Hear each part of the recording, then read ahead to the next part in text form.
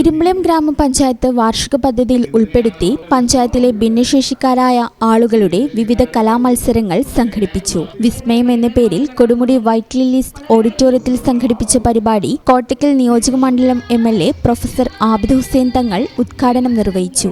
ഭിന്നശേഷിക്കാരുടെ കലാപരമായ കഴിവുകൾ പരിപോഷിപ്പിക്കുക എന്ന ലക്ഷ്യത്തോടുകൂടി നടത്തിയ പരിപാടിയിൽ വിവിധ കലാമത്സരങ്ങളും രചനാ മത്സരങ്ങളും അരങ്ങേറി.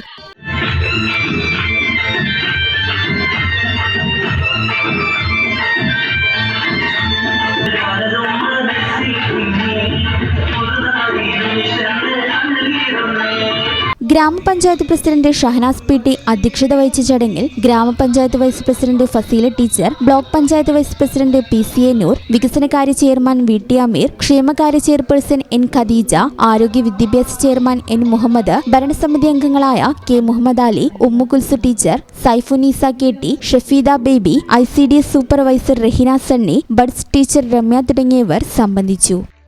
ഈ ചാനൽ ന്യൂസ് വളാഞ്ചേരി. ഞങ്ങളെപ്പറ്റി നിങ്ങൾക്കല്ലേ കൂടുതൽ അറിയുന്നത്? പരിശുദ്ധിയുടെ സുവർണ പാരമ്പര്യം.